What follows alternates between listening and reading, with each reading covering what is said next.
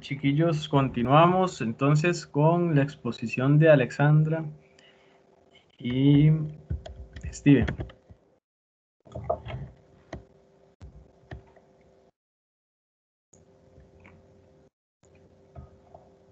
Ok, profe, ya Steven va a compartir la presentación.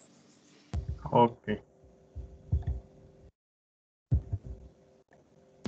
Ahí se ve.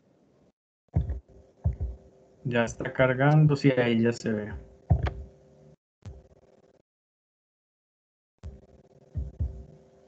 Ok, bueno, nosotros vamos a hablar sobre el artículo que nos había comentado el profe, que dice, de relojes y coenzimas en las plantas, ciclos íntimamente conectados que guían el metabolismo central.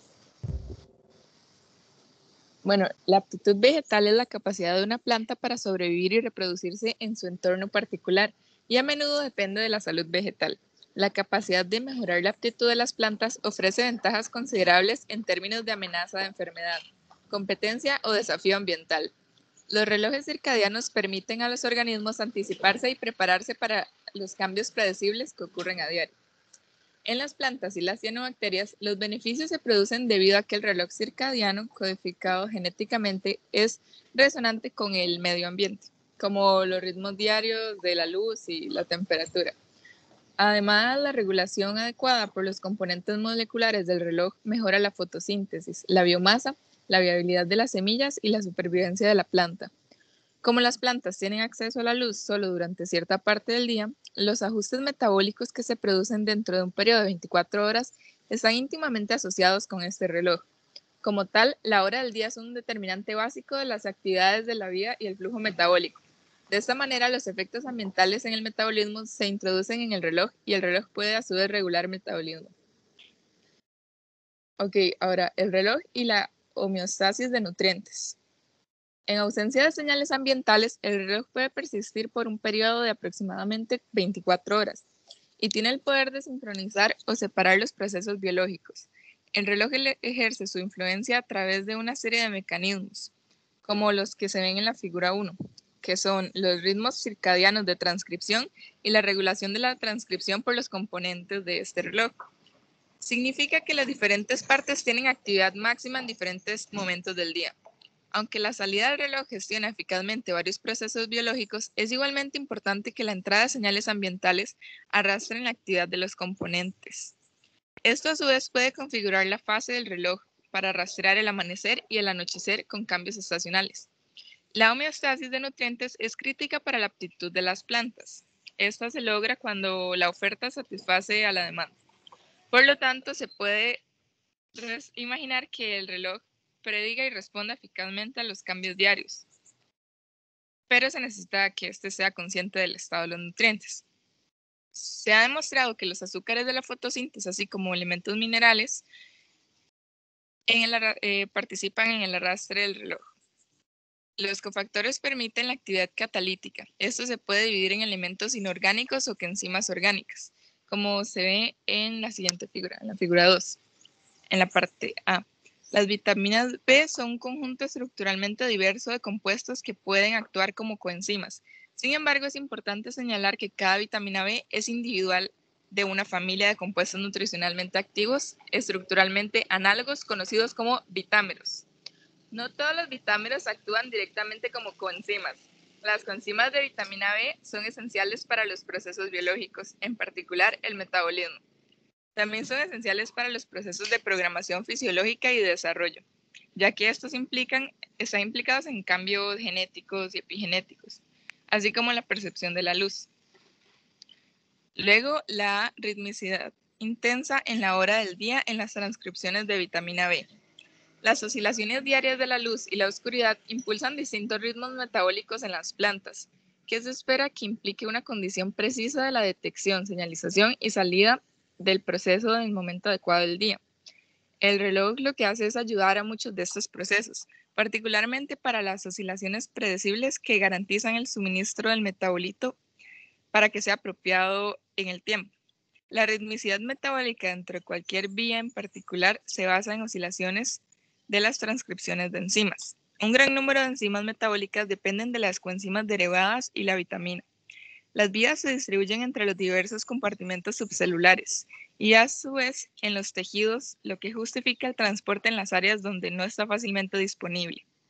En consecuencia, la logística en el envío de coenzimas de vitamina B a varios compartimentos o tejidos celulares necesita cambiantes del metabolismo a lo largo de todo el ciclo ambiental diario. Por lo tanto, se podría esperar que haya un ritmo diario en el nivel y la distribución de estas vitaminas en diferentes orgánulos. La gran mayoría de transcripciones que codifican genes relacionados con la vitamina B tienen un ciclo de 24 horas. Esto implica que la regulación transcripcional a la hora del día es muy importante para el metabolismo de la vitamina B. El conjunto de genes rítmicos está circulando bajo condiciones de luz-oscuridad, que se puede decir LD, o luz continua, o ambas. Entonces, ahora podemos ver en la figura 3 que en el artículo se habla de que hay una distribución en la fuerza de la rítmica en condiciones de LD o LL. En particular, hay una reducción en el número de genes fuertemente rítmicos bajo LL en comparación con LD, lo que implica que ciertos ritmos genéticos pueden estar más fuertemente influenciados por transiciones de luz a oscuridad. Los genes que ciclan están en LL pero no en LD. Esto implica que la oscuridad está amortiguando la ritmicidad vista en la luz continua. El control rítmico de las transcripciones del metabolismo de la vitamina B parecen estar fuertemente influenciados con las transiciones de luz a oscuridad, así como por el reloj circadiano. Hay una reprogramación metabólica diaria que coincide con transiciones día-noche, que requiere alteraciones en la actividad enzimática que resultan en ritmos metabólicos distintos. Una o más de las enzimas derivadas de vitamina B están conectadas con las enzimas que catalizan la biosíntesis de estos metabolitos. Y la actividad enzimática podría medirse en función de los niveles de coenzimas y correlacionarse con cambios en el flujo.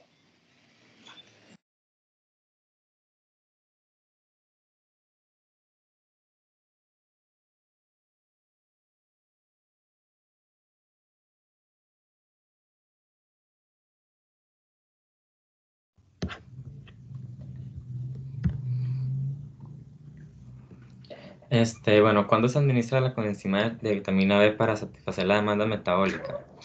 El reloj parece regular los pasos limitantes en la producción y transporte de vitaminas B, que incluye sus coenzimas derivadas.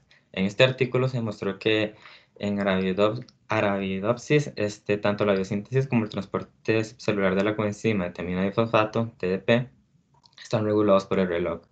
La coenzima TDP es absolutamente esencial en los plástidos, también mitocondrias, que funcionan para alimentar las enzimas reguladoras claves en la fijación de dióxido de carbono y del ciclo de ácido cítrico.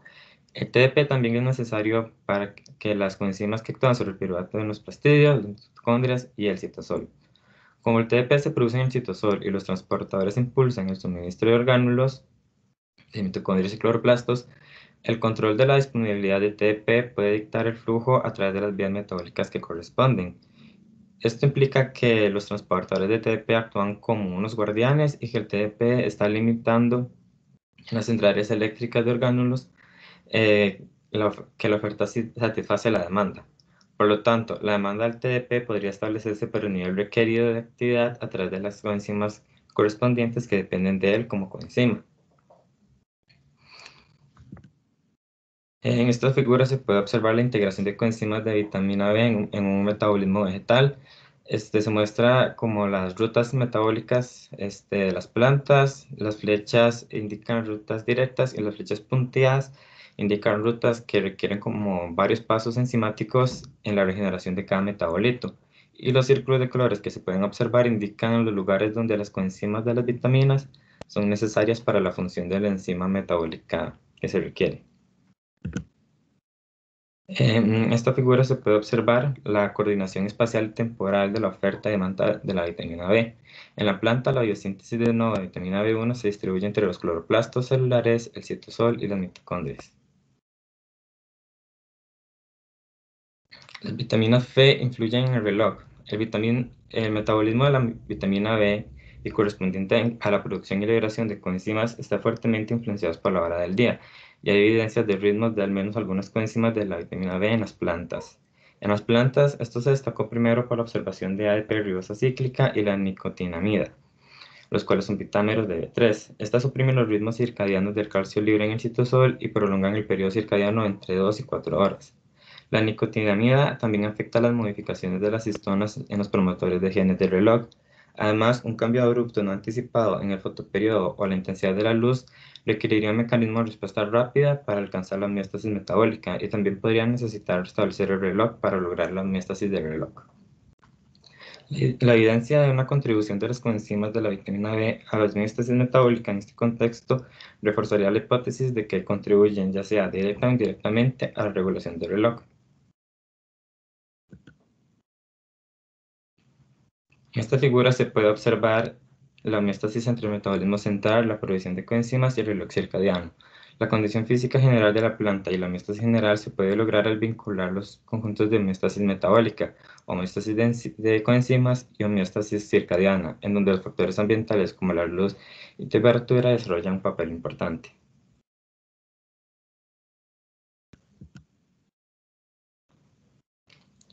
Comunicación entre metabolitos y reloj circadiano genético. Cualquier relación entre las coenzimas, el metabolismo y el reloj implicaría que necesitan comunicarse entre sí. Se cree que el componente del reloj de Arabidopsis PRR7 es un modulador clave en los genes metabólicos que integra el estado de los nutrientes y el reloj circular. Al amanecer, cuando surge la luz, los fotorreceptores pueden ajustar la fase del reloj para sincronizar el tiempo de este proceso con el entorno, lo que se denomina como primer evento. A medida que avanza la fotosíntesis y el nivel de azúcar empieza a crecer, se proporciona un segundo ajuste del reloj, que aumenta la actividad del componente del reloj circadiano asociado 1 en fase matutina y reprime el componente de PRR7 en la fase posterior. Esto se conoce como amanecer metabólico. Estos eventos dependen de presencia de vitamina B como coenzimas. Además que también se sospecha que el estado físico de la planta tiene gran importancia debido a la capacidad de ajustar la demanda de coenzimas puede tener un papel fundamental para ayudar a la planta a aclimatarse o adaptarse a un entorno en constante cambio. En conclusión, el estudio de las coenzimas como impulsores químicos de la actividad enzimática es importante para conectar la homeostasis metabólica con la homeostasis circadiana. Es necesario alcanzar un equilibrio para asegurar que la actividad enzimática tenga lugar en un momento adecuado por la duración adecuada. En las plantas, las oscilaciones de coenzimas pueden contribuir, al menos en una parte, a oscilaciones de la actividad enzimática y tal vez en la actividad de los componentes del reloj. Y es evidente que el estrecho entrelazamiento de los metabolitos y el reloj significa que un proceso no se puede estudiar sin el otro. Gracias. Muchas gracias, chiquillos. Este artículo, bueno, nos habla bastante de la producción, bueno, de las vitaminas, ¿verdad? De las vitaminas B, que en realidad es una molécula o una vitamina llamada ubiquinona, puesto que en muchos organismos la encontramos. Bueno, especialmente en plantas, ¿verdad? Es una molécula que interviene en varias rutas metabólicas. En el caso, bueno, del artículo, pues bastante interesante en el sentido de que nos habla de cómo las plantas pueden percibir diferentes condiciones ambientales a lo largo del día que permiten modular el metabolismo, ¿verdad? Más adelante en el curso vamos a tener una clase que es completamente del reloj circadiano, que es pues un tema muy interesante y bueno, que ustedes pues ya tocaron un poco en este artículo. Bueno, otra cosa importante, la vitamina B, ahorita vamos a ver, bueno, vitamina B y coenzimas van a tener una estructura muy similar a la plastoquinona. Son pues quinonas que, bueno, les dije, participan en varias reacciones oxidación-reducción, que pues muchas en los organismos vegetales son requeridas para diferentes rutas metabólicas. Bueno, muchas gracias, chiquillos. Bueno, ya hemos hablado de la función de los metabolitos, de los cloroplastos, de la luz, de la estructura general de los cloroplastos, de los pigmentos, de cómo los pigmentos participan en la captura de la luz. También hemos hablado un poco del espectro de absorción, ¿verdad? Pero bueno, recuerden, o solo para que retomemos este tema, es que el espectro de absorción va a ser una gráfica, ¿verdad? Como la que nosotros hicimos, una gráfica en la cual tenemos el pigmento aislado, tenemos, bueno, nosotros utilizamos como medida de absorción a la absorbancia, entonces tenemos absorbancia, y aquí tenemos diferentes longitudes de onda, ¿verdad? Entonces, pues ahí vamos a tener un comportamiento, pues, dependiendo del pigmento. Por ejemplo, si son las clorofilas, pues vamos a tener un comportamiento de esta forma, ¿verdad? Entonces ese es el espectro de absorción. Entonces esa gráfica muestra cómo un pigmento absorbe longitudes de onda específicas o fotones con longitudes de onda específica. En el caso de las clorofilas, se sabe que en el espectro de absorción absorben un poco más de luz verde y verde amarilla, ¿verdad? O sea, que absorben mucho más en esta región.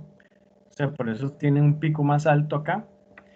Y absorben intensamente en la luz violeta azul.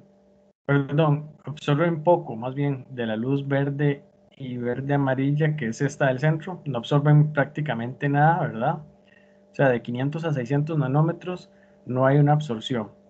Absorben bastante en la luz violeta y luz azul y absorben también en la luz anaranjada y roja.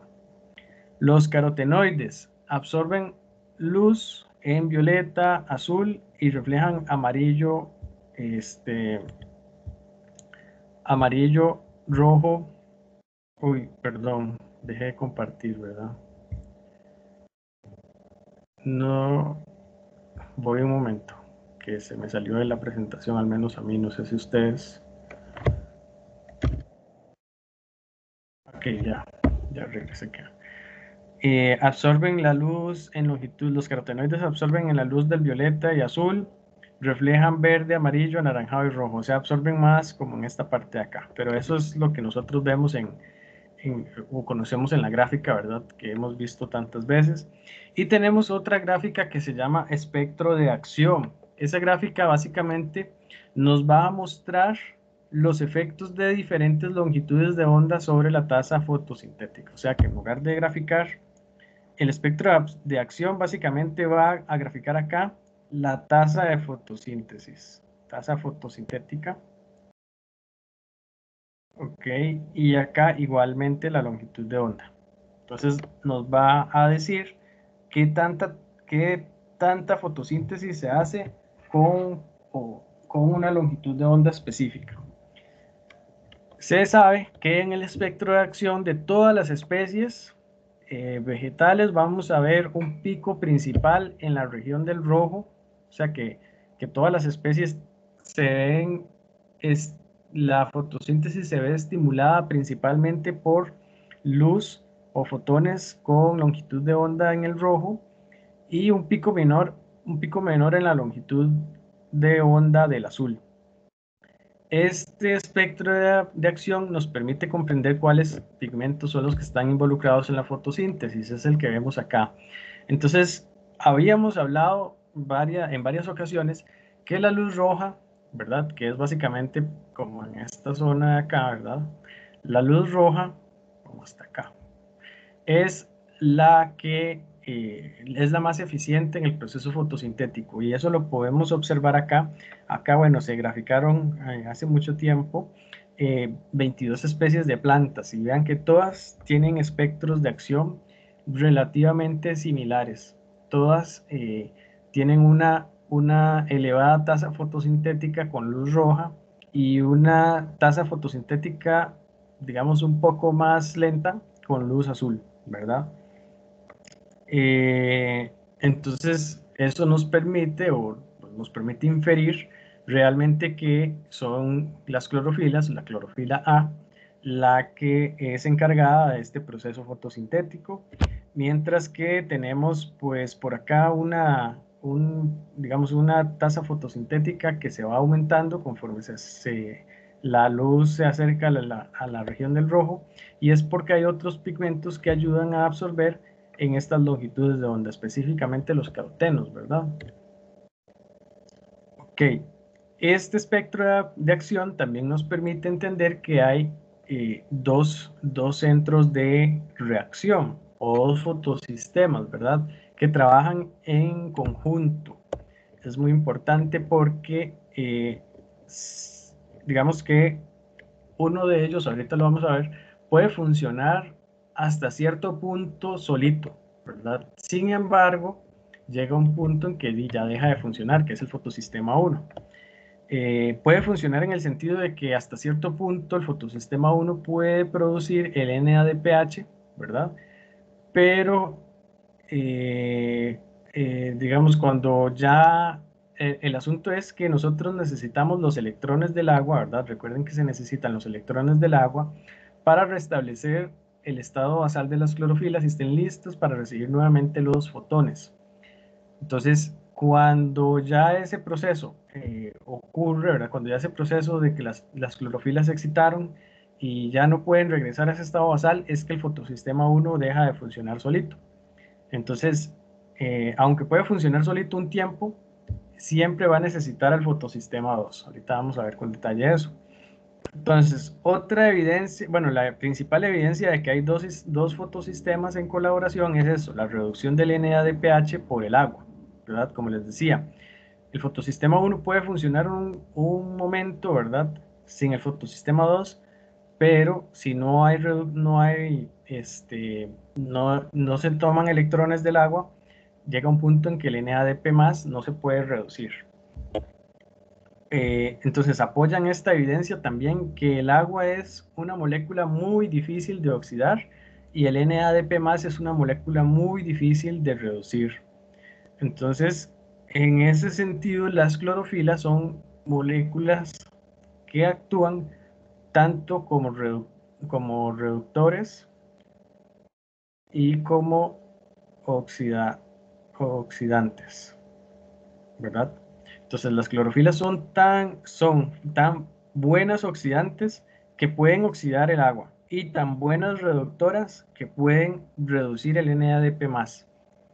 De hecho, bueno, la diferencia de potencial redox se sabe que es bastante alta, se necesita desde 1.2 hasta 1.6 de voltios, ¿verdad? De diferencia en potencial redox para que al menos dos fotones puedan conducir a un electrón por todo el sistema, ¿verdad? Eso es muchísima energía y como estamos hablando de dos fotones, ¿verdad? Se necesitan dos fotones para conducir a un electrón por todo el sistema. Estamos hablando de que un fotón impulsa el electrón del agua, ¿verdad? Hacia el fotosistema, hacia el otro fotosistema, en el cual otro fotón impulsa ese electrón hacia la reducción del NADP+. Ahorita vamos con detalle todas esas reacciones. Entonces hablamos de que las clorofilas pueden ser reductores, ¿verdad?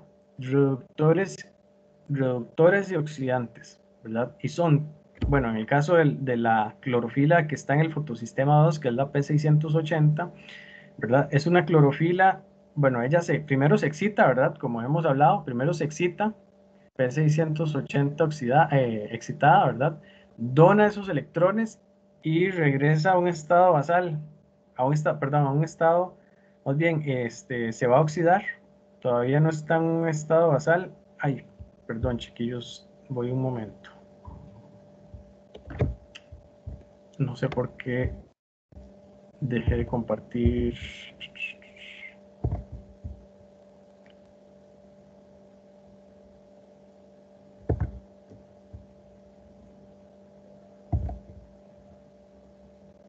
Ok, entonces la clorofila excitada regresa, más bien va a oxidarse, ¿verdad? Que la representamos como P680+. Entonces, esa clorofila oxidada es un oxidante muy, muy fuerte, ¿verdad? Hablamos que se necesita una diferencia de potencial redox de hasta menos 1.6 voltios. Entonces es un potencial muy alto, ¿verdad? Entonces P680 oxidada se convierte en un oxidante muy o tan fuerte como para poder remover los electrones a partir del agua, de la molécula del agua, porque el agua es una molécula que es dificilísima, ¿verdad? Es muy, muy difícil de oxidar. Lo mismo ocurre, bueno, y en ese proceso necesitamos un fotón, ¿verdad? Para remover un electrón del agua, ¿verdad? Hacia el fotosistema 1. Entonces, en el fotosistema 1, bueno, igualmente va a ocurrir la excitación de la clorofila, ¿verdad? Y la excitación de la clorofila excitada pasa los electrones hacia la reducción del NADP+, ¿verdad? Para producir NADPH.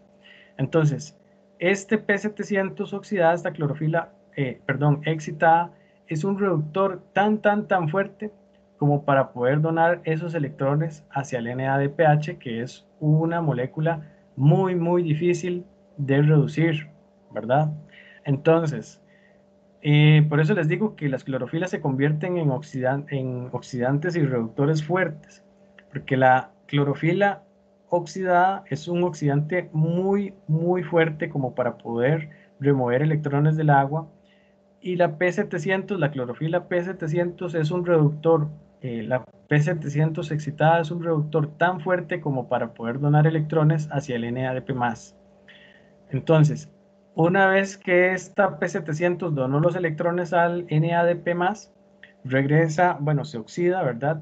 Y en el proceso de que esta P700 regrese a un estado basal, es que toma el electrón que viene de la molécula del agua, que fue obtenido por el fotosistema 2, ¿verdad? Ok. La segunda evidencia de que hay dos fotosistemas trabajando en conjunto es llamada efecto Emerson o efecto amplificador. Entonces, este efecto consiste en que la luz de longitudes de onda mayores a 690 nanómetros es absorbida, pero hay muy poca evolución de oxígeno, o sea, hay muy poca oxidación del agua, por lo que la fotosíntesis es ineficiente, ¿verdad? Entonces, ¿qué quiere decir eso? Recuerden que, bueno, tenemos longitud de onda o clorofila P680, ¿verdad? Que requiere longitudes de onda de 680, y P700, ¿verdad? Que es la clorofila que está en el fotosistema 1. Recuerden que la evolución del oxígeno, ¿verdad? La evolución del oxígeno es la, la toma de electrones a partir del agua, ¿verdad? Genera como subproducto el oxígeno. Entonces eso se llama evolución del oxígeno. La evolución del oxígeno ocurre en el fotosistema 2 y por ende se requieren longitudes de onda de 680 nanómetros para que ocurra ese proceso. Entonces, si tenemos longitudes de onda mayores a 690, ¿verdad? Como por ejemplo longitudes de 700, este proceso de evolución del oxígeno es muy ineficiente, ¿verdad? Porque obviamente el fotosistema 2 requiere longitudes de onda de 680. Entonces, eso es lo que se llama efecto amplificador, que ambos fotosistemas necesitan eh, trabajar en conjunto para que todo el proceso de la fotosíntesis sea eficiente, funcione, digamos, adecuadamente.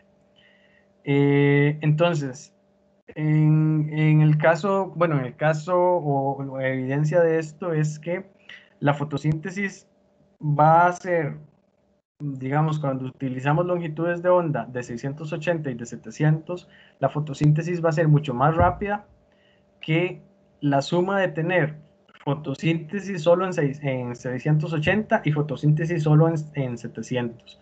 Entonces, si tenemos, digamos, ambas en conjunto, la fotosíntesis es muchísimo más eficiente, ¿verdad? Entonces, fotosistemas, ese es el efecto. Bueno, entonces esas eran las dos evidencias de que tenemos dos fotosistemas. Para repasar, la primera es lo difícil que es oxidar el agua y lo difícil que es reducir el NADP+, ¿verdad? Acá lo hablamos. Y la segunda es el efecto Emerson. Ok, bueno, ahora vamos a ver la estructura y función de los complejos fotosintéticos que estamos estudiando. Bueno, ya sabemos, por acá podemos ver que tenemos dos fotosistemas. El primero es el fotosistema 2, ¿verdad? Que es donde ocurre la evolución del oxígeno que representamos por acá. Luego tenemos el fotosistema 1, que es donde ocurre la reducción del NADP+ a NADPH. Tenemos el complejo citocromo B6F, que es este de acá. Entonces, todos estos los vamos a estudiar ahorita. En esta parte está el estroma, bueno, por acá está, el estroma, que es una región electronegativa, y el lumen, que es una región, el lumen del tilacoide, que es una región electropositiva, principalmente porque tenemos constante liberación de protones en el interior del tilacoide. Entonces, los fotosistemas 1 y 2, ¿verdad? Que primero tenemos el 2 y luego tenemos el 1, van a estar conectados por la cadena de transporte de electrones, que es el citocromo B6F, ¿verdad? Esta cadena de transporte de electrones, bueno, recuerden que tenemos que las clorofilas deben convertirse en oxidantes tan fuertes como para poder oxidar el agua y en reductores tan fuertes como para poder reducir el NADP+, ¿verdad? Entonces, esa cadena de transporte de electrones permite, que está conectando ambos fotosistemas, permite la acumulación de protones, ¿verdad? Que dirigen la producción de ATP. Entonces, este diagrama de clorofila, la P680 excitada, regresando a su estado basal, ¿verdad?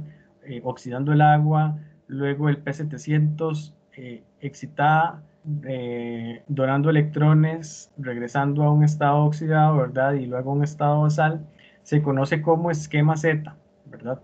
Y es básicamente porque tiene estas subidas y bajadas en cuanto a la energía, ¿verdad? Al potencial electroquímico. Entonces, la P680 sube su potencial electroquímico, luego en este proceso de cadena de transporte de electrones baja el potencial electroquímico, luego vuelve a subir, ¿verdad? Para poder reducir el NADP+, y luego vuelve, bueno, y aquí termina, porque en realidad se conoce como diagrama Z, porque termina acá en el P700 excitado. Luego, bueno, ahora vamos a ver con detalle la estructura y función del complejo del fotosistema 2, ¿verdad? Que es llamado complejo de captura de la luz 2, que es en realidad, recuerden que habíamos hablado de los complejos, de los centros de reacción, ¿verdad? Este es el centro de reacción P680. Vamos a ponerlo por acá. Ok, entonces el fotosistema 2 va a ser un complejo que por acá tenemos esquematizado con este montón de proteínas. Vean cómo tenemos muchísimas proteínas.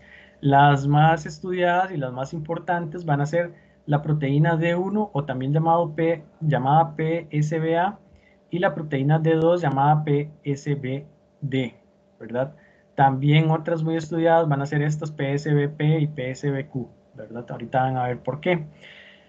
Luego, bueno, tenemos todas estas otras que pues ahorita pues están estudiando, ¿verdad? Recuerden que ellas van a estar embebidas en la membrana, y como grupos prostéticos de esas proteínas vamos a tener a las clorofilas y los otros pigmentos fotosintéticos involucrados, como los carotenoides. Entonces, en este fotosistema 2 vamos a tener unas proteínas llamadas proteínas extrínsecas divergentes. En estas proteínas extrínsecas divergentes, que van a estar en la región más cercana al lumen del tilacoide, ¿verdad? Hacia el interior del tilacoide, vamos a tener un aglomerado de una molécula que va a tener 4 átomos de manganeso, 1 de calcio y 5 de oxígeno, ¿verdad? En realidad este aglomerado va a estar en el sitio activo de la enzima. En realidad son muchas enzimas, pero ese complejo se llama complejo de evolución del oxígeno. del oxígeno, que es el que permite este proceso de captura o de ruptura del agua, ¿verdad? Para capturar electrones, ¿verdad? O la oxidación del agua inducida por la luz. Entonces, esa molécula, ¿verdad? O ese complejo de evolución del oxígeno, en su sitio activo va a tener estos cofactores, ¿verdad? Aquí vemos la importancia de algunos nutrientes en el proceso fotosintético. Bueno, tenemos las proteínas más grandes, ¿verdad? Que muchos de los herbicidas, como el que usamos nosotros, el Dibrón, actúan bloqueando la proteína D1, ¿verdad? O la PSBA, solo para que lo recuerden. Y tenemos otras proteínas que son accesorias, que son en realidad proteínas estructurales, como la CP43 y CP47. Entonces, en el fotosistema 2, ¿verdad? Que es el complejo de captura de luz del fotosistema 2, vamos a tener moléculas de clorofila A, que es la molécula que nos permite el proceso fotosintético, y moléculas de beta-caroteno, ¿verdad? Bueno, las moléculas de clorofila A y beta-caroteno van a capturar la luz y van a pasarla al centro de reacción, que es el P680, ¿verdad? Donde vamos a tener clorofila A, que van a requerir luz, ¿verdad? O energía o fotones con energía de 680 nanómetros. También en el fotosistema 2 vamos a tener galactolípidos, ¿verdad? Evidentemente, estamos hablando de la membrana de los tilacoides, que teníamos más o menos la mitad de los lípidos de la membrana van a ser galactolípidos. Tenemos los 4 iones de manganeso que hablamos antes, y también tenemos un ion de hierro que va a estar unido covalentemente a ese sitio activo, junto con átomos de calcio y cloruro, que en realidad el cloruro no tiene una función definida todavía en ese sitio activo, todavía está en estudio. Entonces, el sitio activo del complejo de evolución del oxígeno, ¿verdad? Recuerden que les dije que va a tener esos átomos de manganeso, oxígeno y calcio, ¿verdad? Específicamente el manganeso es el que permite la oxidación del agua, la captura de los electrones para el envío de esos electrones al centro de reacción, ¿verdad? Recuerden que esos electrones se necesitan porque la P680 va a excitarse por la luz, P680 excitada, y se necesita que esa P600, bueno, luego la P680 al donar los electrones va a quedar oxidada, y se necesita que la P680 regrese a su estado basal, ¿verdad? Entonces, en ese proceso de acá, en este paso de acá, es donde vamos a requerir los electrones del agua, ¿verdad? Entonces, recuerden que este complejo de evolución del oxígeno está en las proteínas extrínsecas que van a dar hacia el lumen del tilacoide. Entonces, lo que ocurre es que en un proceso de reorganización, ¿verdad? De estas moléculas del sitio activo del complejo de evolución del oxígeno, vamos a pasar de una estructura, digamos, similar, si se lo imaginan en 3 dimensiones, similar a un diamante, ¿verdad? Van a darse movimientos en las moléculas que tenemos en esa estructura de diamante, ¿verdad? Los movimientos van a ser de las moléculas de oxígeno, y finalmente se va a dar la liberación del oxígeno como un subproducto. Se van a pasar los electrones hacia la P680 oxidada, y al final la molécula o el sitio activo del complejo de evolución del oxígeno va a tener una forma de cubo, ¿verdad? Entonces, para regresar a la forma original, que es esta de acá, la forma de diamante, esta molécula del sitio activo del complejo de evolución de oxígeno va a tomar electrones, ¿verdad? A partir de la molécula del agua. Y esto lo hace porque esta molécula, pues, tiene la característica de ser un oxidante muy, muy, muy fuerte, ¿verdad? Entonces, hablamos de que la P680 oxidada, es un oxidante muy fuerte, ¿verdad? Entonces, esta P680 en realidad va a permitir la oxidación la reducción, más bien, perdón, del sitio activo del complejo de evolución del oxígeno, y este sitio activo del complejo de evolución del oxígeno en forma de cubo es el que permite tomar los electrones a partir del agua. O sea, en esta parte de acá es donde vamos a tomar los electrones del agua. Y en ese proceso se da la ruptura de la molécula del agua, ¿verdad? Evidentemente vamos a tener como subproductos los protones y el oxígeno. El oxígeno, moléculas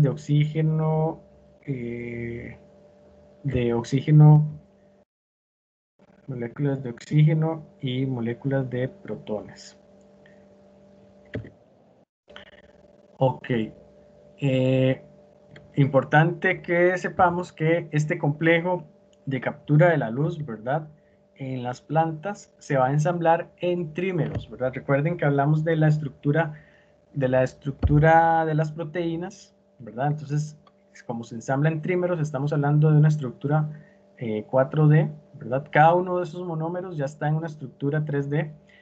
Entonces, el complejo de evolución del oxígeno, perdón, el complejo de captura de la luz en las plantas va a ser una molécula, una proteína en una estructura en 4D, en cuaternaria, ¿verdad? Entonces, cada uno de esos monómeros, ¿verdad? Va a ser un polipéptido, va a tener 14 clorofilas, ¿verdad? Y 4 carotenoides. Entonces, esto es una estructura muy básica, ¿verdad? Es una estructura que todos los monómeros del complejo de captura de la luz, ¿verdad? En el fotosistema 2 va a tener siempre 14, bueno, un polipéptido, 14 clorofilas y 4 carotenoides, ¿verdad? Y se va a ensamblar en trímeros, que serían estos verdecitos de acá, o sea que cada 3 es un complejo de captura de la luz en el fotosistema 2, ¿verdad? Y el fotosistema 2 en sí, ¿verdad? El centro de reacción va a estar organizado en dímeros, ahorita lo vamos a ver, ¿verdad? Entonces ambos, complejo de captura de la luz, que es el complejo antena, ¿verdad? Que vimos que en las plantas está embebido en la membrana de los tilacoides, y el fotosistema 2 van a ser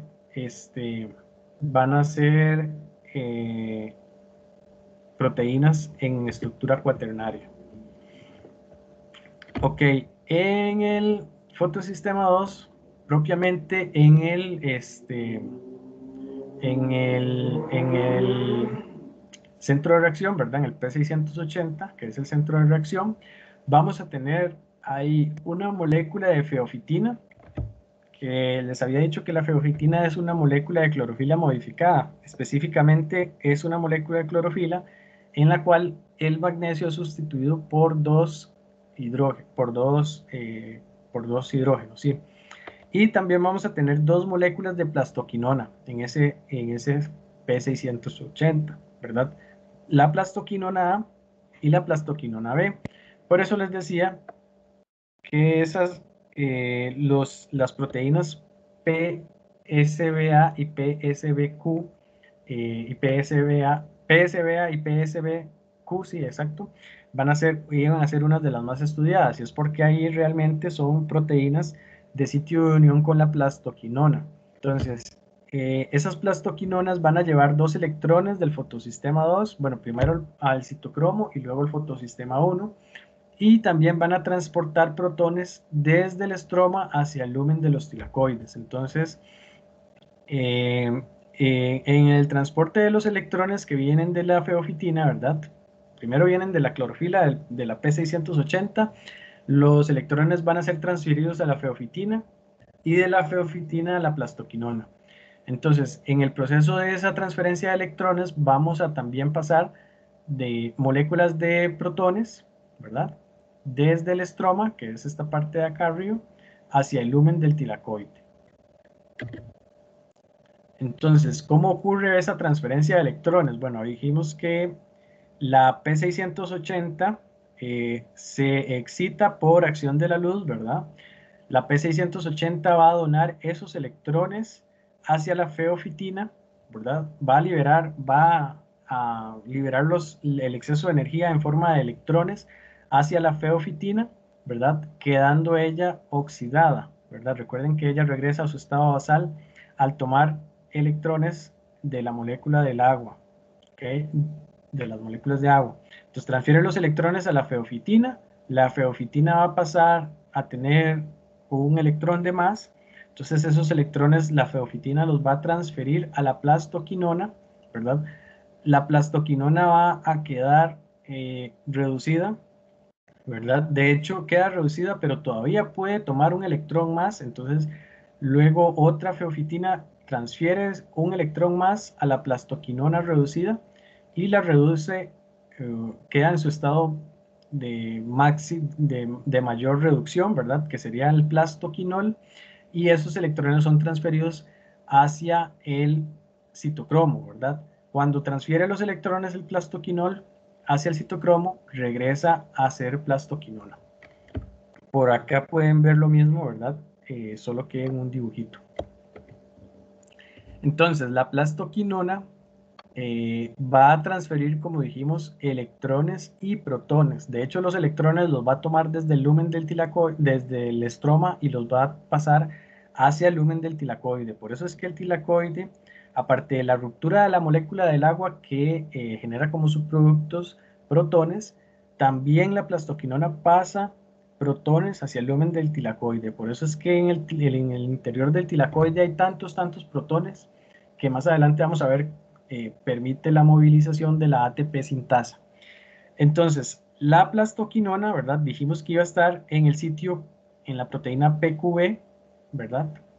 En el fotosistema 2, ¿verdad? En el centro de reacción, que va a recibir los electrones de la feofitina, ¿verdad? Recuerden que la feofitina es una molécula que solamente transfiere electrones. Ella es una molécula de clorofila, pero no se excita con la luz, solamente transfiere electrones desde la clorofila excitada hacia la plastoquinona.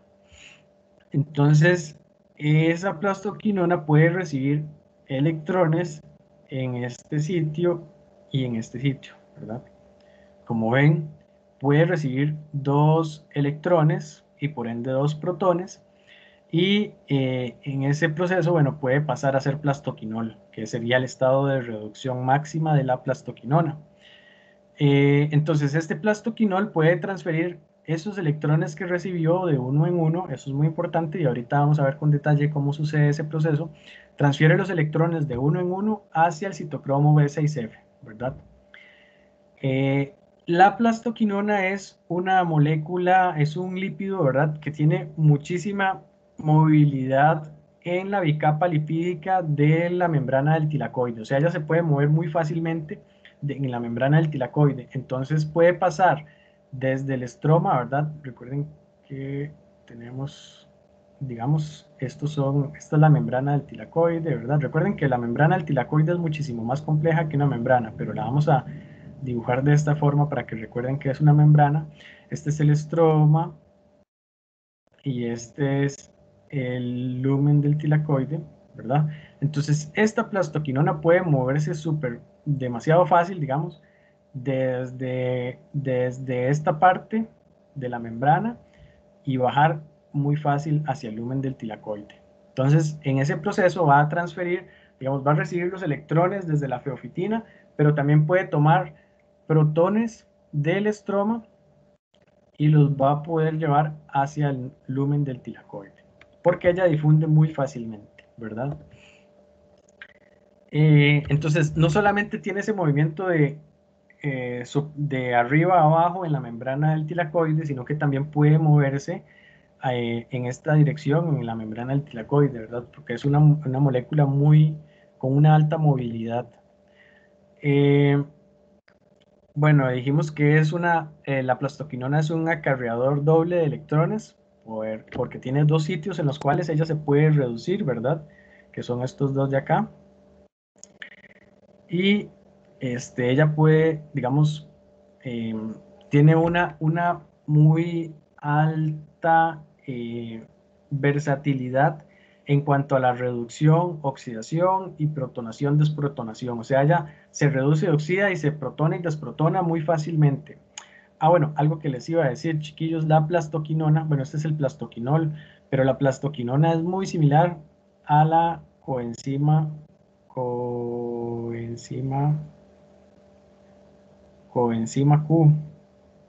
¿verdad? O Q10 también le llaman. Y que esta en realidad es una ubiquinona muy similar a la vitamina B10 que hablaron los chiquillos antes en la presentación, ¿verdad? O B1, perdón. Bueno, a las enzimas del complejo B. Entonces, por eso es que la síntesis de las enzimas del complejo B también ocurre en el cloroplasto. Bueno, entonces la plastoquinona, ¿verdad? Es muy versátil en cuanto a su oxidación, reducción y protonación, desprotonación, por lo que es fácilmente acoplada a la translocación y transferencia de electrones, ¿verdad? Que básicamente, bueno, les decía, aquí tenemos un esquemita de la plastoquinona, ¿verdad? La plastoquinona va a estar o va a recibir los electrones de la feofitina, va a transferir protones desde el estroma hacia el lumen del tilacoide y va a transferir los electrones hacia el citocromo B6F, que al mismo tiempo también el citocromo B6F es una proteína integral de membrana que permite también la entrada de protones hacia el interior del lumen del tilacoide. Ok, seguimos. El complejo, ahora vamos a hablar del complejo B6F, que es el citocromo B6F. Ese complejo va a ser, va a ser una proteína con estructura cuaternaria, se va a organizar en dímeros, véanlo acá, el B6F, este es un monómero y este es otro de los monómeros de ese dímero del citocromo B6F, ¿verdad? Entonces, el citocromo es un dímero. Cada uno de esos monómeros, ¿verdad?, que componen al dímero, consta de 4 polipéptidos integrales, ¿verdad?, o proteínas integrales de membrana. Esos polipéptidos, de esos 4, 3 van a contener hierro, ¿verdad?, como un cofactor, que es muy importante durante el flujo de electrones, puesto que el hierro, ustedes saben que tiene la capacidad de oxidarse y reducirse también fácilmente. Luego, 2 polipéptidos van a ser, uno va a ser el citocromo B y el otro va a ser el citocromo F, ¿verdad? De ellos, los dos tienen hierro, ¿verdad? Como grupo prostético. Un tercer polipéptido de los que tiene hierro, ¿verdad? Dijimos que 3 tenían hierro, 2 son el citocromo B y el otro es el citocromo F. El otro de los que tiene hierro, el tercero de los que tiene hierro, es una proteína con 2 átomos de hierro, ¿verdad? Unido a 2 azufres de residuos de cisteína, ¿verdad? O sea, básicamente son ferrosulfoproteínas. O sea, en esos residuos de cisteína, ¿verdad? De este aminoácido que tiene azufre, vamos a tener la unión de esos átomos de hierro y, como les digo, el hierro, al ser un catión fácilmente oxidable y reducible, permite la transferencia de electrones. Y el cuarto polipéptido de cada uno de esos monómeros tiene una función desconocida y también carece de hierro. Probablemente sea un polipéptido pues únicamente estructural. Entonces la función del citocromo B6F va a ser la transferencia de electrones desde el fotosistema 2 hasta el fotosistema 1, ¿verdad? Oxidando la plastoquinona, muy importante, ¿verdad? Se oxida la plastoquinona, transfiere los electrones, la plastoquinona se oxida, los transfiere al citocromo y el citocromo los transfiere a la plastocianina. Ahorita vamos a ver la plastocianina y entonces la plastocianina se va a reducir, ¿verdad? Al recibir esos electrones. El citocromo va a estar tanto en tilacoides estromáticos como en tilacoides del grana, ¿verdad? Y la plastocianina va a ser una molécula, una proteína con gran movilidad y tiene cobre como un grupo prostético. Ok, esta es una estructura, bueno, recuerden que dijimos que el citocromo B6F, dijimos que eran 4 polipéptidos, pero en realidad todo el dímero son 8, ¿verdad? Evidentemente. Tenemos dos polipéptidos B6 y 2 polipéptidos F, ¿verdad? Citocromo F. Entonces, bueno, lo que ocurre es que los electrones que vienen o que acarrea la plastoquinona, ¿verdad? Que en su estado máximo de reducción va a ser plastoquinol, van a ser llevados al citocromo B6F, y el del citocromo B6F, ¿verdad? Al transferir electrones hacia la plastocianina, va igualmente a, digamos, los electrones no se pueden ir solitos, ellos van acompañados con protones. Entonces, en ese proceso va a llevar el citocromo también protones desde el estroma hacia el lumen del tilacoide. Entonces, ¿cómo ocurre el proceso de transferencia de electrones desde la plastoquinona hacia el complejo o al citocromo? Bueno, básicamente tenemos, recuerden que del fotosistema 2, desde la feofitina, ¿verdad? Feofitina, que es la molécula de clorofila modificada, la feofitina va a transferir electrones, bueno, hacia la plastoquinona hasta que va a alcanzar su estado máximo de reducción, ¿verdad? Recuerden que primero un sitio de reducción, recuerden que son 2 quinonas, tenemos una por acá y otra por acá. Primero esta se reduce y luego esta se reduce, ¿verdad? Entonces va a transferir los electrones de uno en uno hasta que tenemos la plastoquinona reducida a plastoquinol. La plastoquinona o el plastoquinol se va a mover desde el fotosistema 2 hacia el citocromo B6F, ¿verdad? Entonces, al movilizarse para acá, ¿verdad? Recuerden que hablamos de que la plastoquinona va también a acarrear protones desde el estroma hacia el lumen del tilacoide, ¿verdad? En el proceso de liberación de los electrones. Va a liberar primero un electrón en el citocromo y luego otro electrón en el citocromo, ¿verdad? Recuerden que en el citocromo tenemos ferrosulfoproteínas. Entonces, esas ferrosulfoproteínas son las que van a recibir esos electrones. Entonces, ya las ferrosulfoproteínas van a tener los 2 electrones, la plastoquinona va a liberar los protones en el lumen del tilacoide y va a regresar hacia el fotosistema 2, ¿verdad? Entonces, primero un electrón, luego el otro, ¿verdad? El citocromo va a pasar igualmente los electrones o un electrón a la plastocianina, ¿verdad?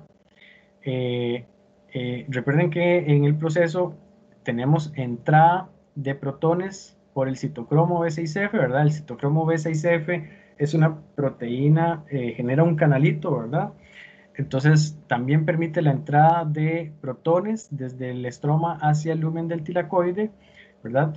Algunos de los electrones, se transfieren unos electrones a la plastocianina, ¿verdad? O uno de esos electrones se transfiere a la plastocianina, pero otros quedan para regenerar la plastoquinona y, digamos, volver a empezar el proceso. Ok, ya hablamos de el centro de reacción del fotosistema 2, del complejo antena, de la plastoquinona, del citocromo. Ahora vamos al complejo fotosistema 1, complejo de captura de luz de el fotosistema 1, ¿verdad? Entonces, la plastocianina es una proteína, ¿verdad? A diferencia de la plastoquinona, que es una molécula, es una quinona, ¿verdad? Es un lípido. La plastocianina, que está después del citocromo, es una proteína, ¿verdad? Que recuerden, dijimos, tenía cobre en su sitio activo. El cobre también puede oxidarse y reducirse. Va a conectar el citocromo con el fotosistema 1, ¿verdad? Entonces, el fotosistema 1, como dijimos antes, puede funcionar sin el fotosistema 2 por un tiempo limitado, pero no se va a producir oxígeno ni NADPH, ¿verdad? Entonces, ¿cómo funciona el fotosistema 1 sin el fotosistema 2? Pues básicamente porque el fotosistema 1 tiene la capacidad de reciclar los electrones o de transportar los electrones de forma cíclica. Básicamente lo que ocurre es que la molécula de clorofila P700, ¿verdad? Se excita, esos electrones excitados pueden ser transferidos hacia la plastoquinona. La plastoquinona los transfiere al citocromo, a la plastocianina, y esos electrones van a regresar, ¿verdad? Para restablecer la P700 que quedó oxidada, ¿verdad? Hacia P700 en estado basal, y puede otra vez regresar ese proceso. Puede ocurrir nuevamente ese proceso. Entonces, ese transporte cíclico en realidad únicamente lo que nos permite es la transferencia de protones desde el estroma hacia el lumen del tilacoide. ¿Por qué? Porque los electrones que son transferidos hacia la plastoquinona, recuerden que la plastoquinona y el citocromo transfieren protones desde el estroma hacia el lumen del tilacoide. Entonces, únicamente el transporte cíclico de electrones únicamente permite la producción de ATP, pero no permite la producción ni de NADPH ni de oxígeno, ¿verdad? Solamente se puede producir ATP. Entonces, en realidad no es del todo mala, en realidad permite la producción de ATP bajo ciertas condiciones, ¿verdad? Bueno, como hemos hablado, ¿verdad? Ambos fotosistemas van a estar en la membrana, embebidos en la membrana del tilacoide, ¿verdad? Y el fotosistema 1 en realidad su función va a ser la transferencia de los electrones hacia las moléculas de NADPH, NADP+, para la reducción hacia NADPH. Recuerden que este fotosistema 1, la P700, es un reductor muy, muy, muy fuerte, ¿verdad? Como para poder reducir el NADP+, ¿verdad? Bueno, esto es como un repaso, ¿verdad? La plastoquinona es una molécula que acarrea los electrones, mientras, muy importante, recuerden, la plastocianina es una proteína acarreadora de electrones, no es una molécula, es una proteína. El citocromo es un complejo proteico, ¿verdad? Es una proteína con estructura cuaternaria, al igual que los fotosistemas, son complejos con proteínas en estructura cuaternaria. Esta es la plastocianina, ¿verdad? Estos bueno, los aminoácidos, ¿verdad? Y la plastocianina tiene una molécula de cobre, ¿verdad? En el centro, en el sitio activo, que permite la transferencia de electrones, permite la oxidación y reducción de esa proteína. Ok, el fotosistema 1 se va a localizar en los tilacoides estromáticos y en regiones no apresadas. Okay, a diferencia del fotosistema 2, que está en regiones apresadas, el fotosistema 1 en regiones no apresadas. Yo, bueno, no lo he leído en ningún lugar, pero para mí el fotosistema 1 está en regiones no apresadas. Digamos, es una opinión mía, ¿verdad? No se lo tomen como que es lo que dice la teoría. Pero para mí el fotosistema 1 está en regiones no apresadas porque el fotosistema 1 necesita la liberación del NADPH hacia el estroma, ¿verdad? Y por ende, bueno, y que el NADPH se usa en el estroma en el ciclo de Calvin, pero es solo una opinión, ¿verdad? Yo no lo he leído en ningún lugar. Ok, el fotosistema 1 es un complejo igual multiproteico que va a recibir los electrones del fotosistema 2. Vamos a tener polipéptidos, digamos, pequeños, hasta polipéptidos muy, muy grandes, de hasta 82 kilodaltons. Desde 1.5 kilodaltons hasta 82 kilodaltons, ¿verdad? Son un montón de polipéptidos, ¿verdad? De diverso tamaño. Los polipéptidos de mayor tamaño o los más importantes van a ser el PSAA y el PSAB, ¿verdad? Que van a estar en el centro de reacción P700. Entonces, es un complejo, el fotosistema 1 es un complejo de proteínas y pigmentos, igual que el fotosistema 2, ¿verdad? el fotosistema 1 va a estar compuesto por 17 subunidades proteicas, que dijimos las principales van a ser la PSA, que tenemos por acá, y la PSAB, y 178 grupos prostéticos, un montón de grupos prostéticos, donde el grupo prostético más importante van a ser moléculas de clorofila, ¿verdad? Como estas que vemos por acá representadas en azul. En el fotosistema 1 también vamos a tener carotenos, ¿verdad? Clorofilas y carotenos. Vamos a tener portadores de electrones, específicamente 3 portadores de electrones que van a estar unidos a las PSAA y PSAB en el complejo central. Esos portadores de electrones van a ser clorofila A, una quinona, ¿verdad? Que puede ser bueno, es llamada fitoquinona o puede ser también la vitamina K1. Y recuerden que estas quinonas son como la plastoquinona, ¿verdad? Que también es una quinona. Solo que esta fitoquinona va a estar o va a ser característica del fotosistema 1. Y también vamos a tener el último portador de electrones, va a ser un grupo de ferrosulfoproteína. En realidad van a ser 3 ferrosulfoproteínas. Van a ser 3 proteínas con hierro y azufre, ¿verdad? Luego tenemos en el fotosistema 1 también el complejo de absorción de luz del fotosistema 1, donde vamos a tener moléculas de clorofila A y B que van a capturar la energía. Recuerden que las moléculas de clorofila B van a capturar los fotones, les van a reducir su energía y transferirlos hacia las moléculas de clorofila A, ¿verdad? Recuerden que la reducción de energía ocurre por pérdida de energía en forma de calor hasta que el fotón alcanza los 700 nanómetros, ¿verdad? Cuando es transferido a las moléculas de clorofila A que están en el centro de reacción. El fotosistema 2 se organiza en trímeros, recuerdan, ¿verdad? En el caso de bueno, no, perdón, aquí estamos primero hablando de la plastocianina. Ok, no, sí, este es el fotosistema 1, perdón. Entonces, el fotosistema 1 se va a organizar en dímeros, como pueden ver por acá. Bueno, básicamente lo que tenemos en el fotosistema 1 van a ser pues las quinonas, ¿verdad? Las fitoquinonas. Tenemos las moléculas de clorofila, clorofila B, clorofila A, que es la que está en el centro de reacción, ¿verdad?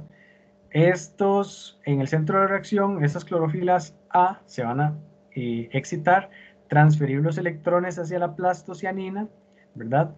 Los electrones de la plastocianina van a ser transferidos a la filoquinona o la fitoquinona y luego van a ser transferidos hacia las ferrosulfoproteínas, a 3 ferrosulfoproteínas que finalmente van a transferir esos electrones o un electrón a la vez, eso es muy importante, a la ferredoxina y luego, bueno, eso va a continuar hacia la reducción del NADP, ¿verdad? Entonces, el complejo de captura de la luz va a estar, digamos, en el fotosistema 1 va a estar rodeando al fotosistema 1, al centro de reacción, ¿verdad? Que es el P700. Bueno, en este caso tenemos una vista, digamos, como si nosotros estuviéramos en el plano de la membrana del tilacoide. En este caso es una alga, Chlamydomonas, ¿verdad? Donde tenemos 2 filas de complejos antena, complejos de captura de la luz, que son esta fila y esta fila, y luego más adelante en la membrana tenemos el fotosistema, ¿verdad? El fotosistema 1, que es el centro de reacción. Entonces, en plantas vamos a tener los complejos de captura de la luz del fotosistema 1 van a estar rodeando, igualmente ocurre en el fotosistema 2, ¿verdad? Van a estar rodeando al centro de reacción. Ok, en arveja, ¿verdad? Que esto es en algas, tenemos dos filas de complejos de captura de la luz. En plantas, eh, como la arveja, que fue que se hizo este estudio, tenemos un complejo de captura de la luz, que tenemos esta filita de acá nada más, ¿verdad? Tenemos una fila de complejo de captura de la luz y luego el centro de reacción, el fotosistema 1. Entonces, les recuerdo, ¿por qué? Probablemente, como las algas son organismos fotosintéticos acuáticos, en el agua la luz no llega con la misma calidad que como llega a la Tierra. Entonces, en plantas terrestres, la luz pues llega más abundantemente y por ende no es necesario tener tantos complejos de captura de la luz, como sí ocurre en otro tipo de hábitats. Ok, luego de que pasamos de la fitoquinona a las 3 ferrosulfoproteínas, vamos a pasar a la ferredoxina, que es otra ferrosulfoproteína, ¿verdad? La ferredoxina es una proteína, ¿verdad? Con hierro y azufre móvil, ¿verdad? Ella se puede movilizar, igual que la plastoquinona y que la filoquinona y la plastocianina, se pueden movilizar y va a estar unida débilmente al, a los tilacoides, pero del lado que da más hacia el estroma, ¿verdad? Ya nos estamos acercando más hacia el estroma. Y por eso es que eh, dijimos que el fotosistema 1 va a estar en regiones no apresadas. Tenemos un conglomerado, bueno, de esas ferrosulfoproteínas, van a ser 2 ferrosulfoproteínas que van a capturar y transferir un electrón a la vez. Esto es muy importante. Todo este proceso que hemos visto solo transfiere un electrón a la vez. No vamos a transferir nunca 2 electrones a la vez. Y eso es también parte, digamos, de la ley de Stark-Einstein que hablamos, que hemos hablado en la clase.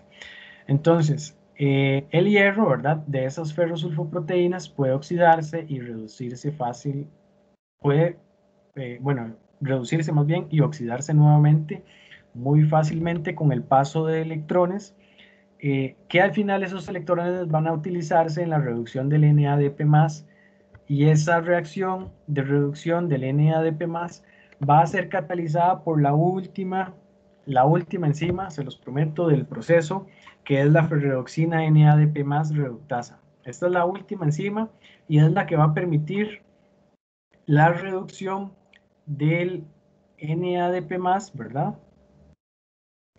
Con 2 protones, ¿verdad? Uno a la vez, hacia 2 moléculas de NADPH, ¿verdad? Entonces, la ferredoxina va a transferir electrones hacia la enzima ferredoxina reductasa, ¿verdad? NADP más reductasa. Eh, la, para la reducción del NADP más, ¿verdad? Entonces, la ferredoxina va a ser esta, esta proteína que es una proteína pequeñita que vemos por acá en amarillo, que va a tener 2 átomos de hierro y 2 átomos de azufre, ¿verdad? Estos son los de azufre unidos a los residuos de cisteína y los átomos de hierro ahí pues prácticamente atrapados por esos residuos de azufre, ¿verdad? Entonces, esos residuos de azufre son los que permiten, bueno, esos residuos, más bien el hierro en los residuos de azufre es el que permite la transferencia de electrones desde esa ferredoxina hacia la ferredoxina NADP más reductasa, que es esta otra un poco más grande que vemos en azul y rojo, ¿verdad? Donde tenemos acá en el centro, no se nota mucho, pero por acá tenemos a la molécula de NADP más, ¿verdad? Tenemos a la NADP oxidada. Entonces, esa oxidación va a ocurrir en este sitio, ¿verdad? En este nitrógeno de acá, donde esta ferredoxina NADP, ferredoxina reductasa, ¿verdad? En su sitio activo vamos a tener el sustrato que es el NADP+, y vamos a pasarle los protones de uno en uno hasta lograr la reducción de esta molécula de NADP+ a NADPH. Entonces vamos a transferir un protón con 2 electrones, ¿verdad? Y entonces vamos a tener el NADPH completamente reducido. Recuerden, esto es una simplificación de la molécula, ¿verdad? Recuerden que por acá tenemos el resto de la molécula de NADPH, ¿verdad?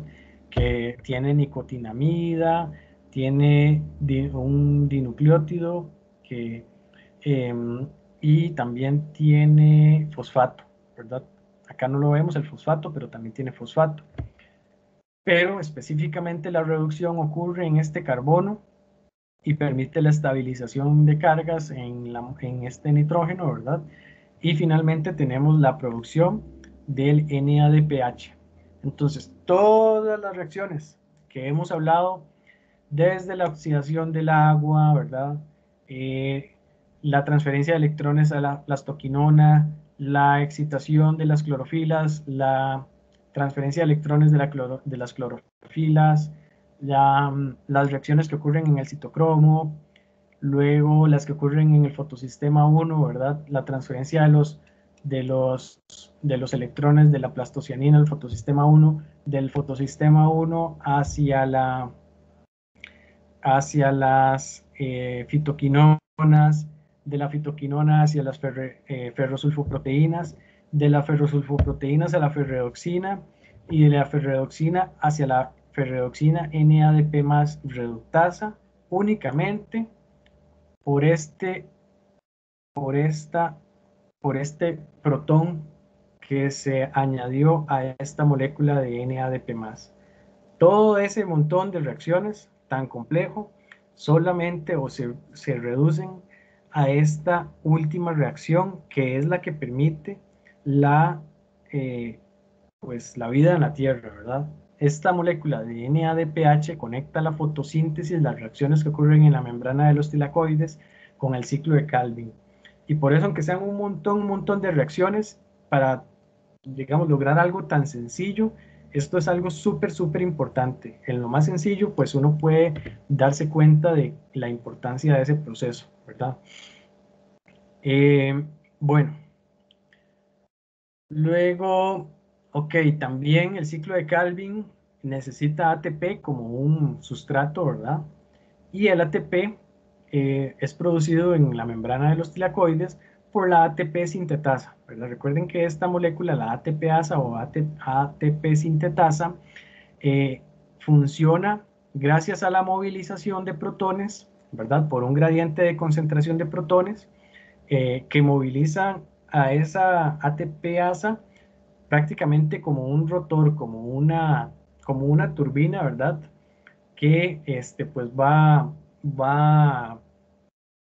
digamos, es una fuerza motriz mediada por esos protones que al pasar por la ATPasa movilizan a esa cabecita, ¿verdad? Que es como un rotor y permiten la producción de ATP a partir de ADP y fósforo inorgánico, ¿verdad? Recuerden que el ADP y el fósforo inorgánico son subproductos del ciclo de Calvin y al mismo tiempo son precursores en este proceso de reacciones de captura de la luz. Recuerden que todos estos protones que están acumulados en el lumen del tilacoide fueron transferidos hacia el interior del lumen del tilacoide por la plastoquinona, por el citocromo, y también son producto de la ruptura de las moléculas del agua. Bueno, la ATPasa en la membrana de los tilacoides, porque recuerden que las ATPasas son diferentes dependiendo de dónde estén ellas, pero al menos en la membrana de los tilacoides van a ser constituida por grupos de polipéptidos que van a convertir el ADP y el fósforo inorgánico en ATP y agua, ¿verdad? Se va a acoplar la formación de ATP con el transporte de electrones y protones a través de la membrana tilacoidal, ¿verdad? Eso lo hablamos. El transporte de electrones se va a ir por la membrana, los electrones van a irse por la membrana del tilacoide hasta la producción de NADPH y los protones van a venir del estroma al lumen del tilacoide por medio de la plastoquinona y el citocromo o por la ruptura de las moléculas de agua en el lumen del tilacoide. Bueno, se encuentran solo en los tilacoides del estroma y en regiones no apresadas de los tilacoides. Y otra vez les digo, esto es una opinión, que para mí las ATP asas en las membranas del tilacoide van a estar en esas regiones porque pues necesitan liberar ese ATP hacia el estroma, que es donde ocurre el ciclo de Calvin, ¿verdad? Sería más complicado que estuviera en una región